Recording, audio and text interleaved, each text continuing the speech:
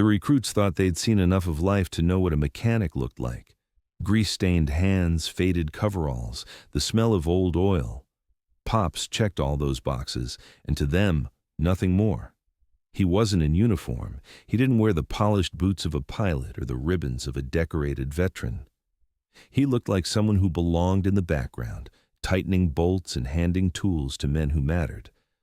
They weren't cruel, not intentionally, but they were young, and youth always assumes it can read the world at a glance. So when they saw the old man limping across the tarmac with a battered toolbox in one hand, they didn't see history. They didn't see a story. They saw someone ordinary. The base had changed since its glory days. Once it had been alive with sorties, with the scream of engines launching into skies heavy with purpose. Now, most days, it was a training hub. Jets still lined the runway, but fewer. The old F-4 Phantoms parked near the edge looked more like relics than weapons. Their paint faded, their frames scarred by weather and time. It was the second morning of the recruits' rotation when the Phantom in question was wheeled out for a live demonstration. They gathered near the safety line, helmets under their arms, eyes half interested, half bored. Most of them had never even touched a Phantom. To them, it was just a reminder of wars fought before they were born. The officer in charge barked a few instructions, explaining how systems checks were supposed to run. The recruits nodded, more out of habit than attention, and in the corner, Pops leaned quietly against a support beam, Toolbox resting at his feet. No one paid him much mind until the moment came. The Phantom's twin J-79 engines spooled up, whining as fuel fed into their hungry chambers. At first, the gauges responded normally. But then, halfway through the cycle, the left engine coughed, a deep metallic hack followed by a plume of smoke. The gauges flickered and went black. The whole line of recruits instinctively stepped back, eyes widening. The officer swore under his breath and waved for the maintenance crew. Two younger techs hurried forward, flipping manuals open, arguing softly over possibilities.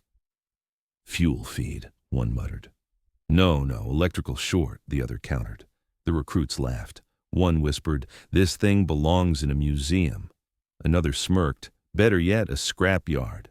And that's when Pops moved. He didn't rush. He didn't even seem alarmed. He picked up his toolbox, walked slowly but deliberately across the tarmac, and stopped at the Phantom's flank. His limp was noticeable now, but not clumsy. It was the limp of someone who had learned to move with damage, not despite it. The younger tech started to protest. "Sir, But Pops had already set his toolbox down with a metallic thud. He didn't look at them, didn't glance at the manuals. His hand went straight to a fuselage panel below the intake. He twisted the screws with movements too fast, too sure. Metal gave way beneath his fingers, as if it had been waiting for his touch. The recruits leaned forward. None of them had seen someone work like that before.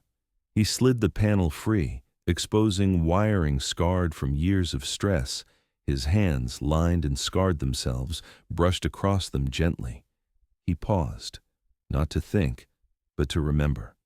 His lips moved slightly, counting, numbers no one else understood. Then he adjusted a relay, rerouted a line, and reconnected a feed. Not frantic, not hesitant, smooth, like a man tying his shoes. One of the techs blurted, "Wait, you can't." Pops ignored him. He slapped the panel back into place with the flat of his palm, twice like sealing a deal. Then he stepped back. "Try it now," he said. His voice was quiet but carried across the tarmac with absolute confidence. The pilot in the cockpit raised an eyebrow, half amused, half skeptical. But he keyed the ignition anyway. The engine caught immediately. The cough was gone. The gauges lit up, steady and strong. Then the roar came, a deep chest-rattling thunder as both engines spooled perfectly, the Phantom alive again. The laughter stopped. The recruits stared. The younger techs froze. The officer, who had been preparing to call off the demonstration, just stood there, silent. And Pops? Pops picked up his toolbox and walked away.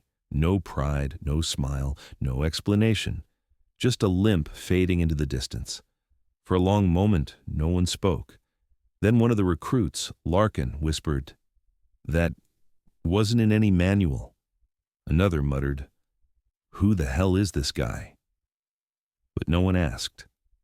Not yet. Because Pops had already disappeared into the hangar, as if fixing an F-4 Phantom from memory was the most ordinary thing in the world. What the recruits didn't know, and what only one man on that tarmac suspected, was that Pops had once known those jets better than anyone alive. He hadn't read about them in manuals. He hadn't studied them in classrooms. He had lived inside their roar, breathed their fumes, and trusted them to bring him home when the sky turned hostile. And though the recruits didn't know it, this was only the first time they would see the quiet man's past bleed through the cracks of his present. The officer who'd been silent finally turned his gaze toward the hangar doors. His eyes narrowed, not in confusion, but in recognition. He had seen men like this before, men who had lived through wars that official records had shortened into neat paragraphs, but had been chaos in reality. And for the first time, the recruits began to wonder if the man they called Pops was ever just a mechanic at all. The incident with the Phantom spread through the base faster than any official memo. By noon, every hangar had its own version of the story. Some said the old man had rebuilt the engine with nothing but a screwdriver. Others claimed he hadn't even opened the panel, that he'd just touched the jet, and it started. The details changed with each retelling, but the core remained. The mechanic wasn't just a mechanic. The recruits carried the story with them into the mess hall that evening. Their voices were lower now, their jokes muted. They had watched something that didn't fit in the world they knew. And when the old man walked past their table with his usual limp, tray balanced carefully in his hands, every conversation stopped. He didn't look at them, didn't acknowledge the stares. He sat alone in the corner, eating slowly, methodically, as though the room was empty. It was Larkin who broke the silence. "I think he flew one," he whispered. "Flew one what?" another recruit asked. "Phantom. You saw his hands. You don't move like that unless you've been in the seat. That wasn't maintenance, that was instinct." The others shook their heads. "If he was a pilot, what's he doing here with a wrench?" Larkin didn't answer, but the thought stuck. The next morning, the base commander ordered a readiness drill. Every available aircraft had to be powered, checked, and staged for a simulated sortie within the hour. It was part test, part tradition, a way to keep the crews sharp even when combat felt distant. The recruits were assigned to shadow the ground teams. Engines roared to life one after another. But when they reached Hangar 12, trouble waited. An F-8 Crusader sat silent, its systems refusing to respond. The ground team leader cursed under his breath, flipping switches, tracing lines, but nothing worked. The clock ticked down. And once again, Pops was there. He stepped forward without being asked, toolbox clattering softly against the concrete. The younger techs hesitated, remembering yesterday. They didn't try to stop him this time. He slid beneath the fuselage, fingers feeling along access panels like a blind man reading Braille. He murmured to himself, a string of numbers and names that meant nothing to the recruits, but everything to the machine. After 10 minutes of silent work, he climbed out, brushed his hands on his coveralls, and simply said, "Again." The pilot keyed the ignition.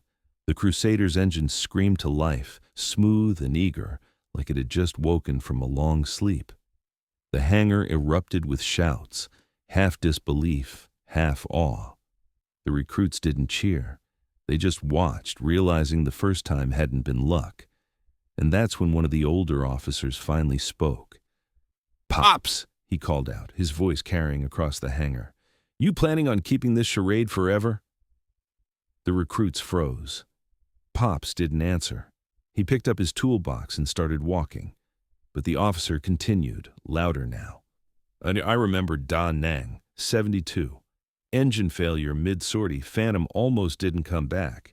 You remember that one, don't you? Pop stopped. His shoulders stiffened. Slowly he turned, eyes narrowing. You've said enough, Captain, he replied quietly. The hangar went silent. Every recruit stared, waiting for more. The officer nodded once as if confirming something to himself.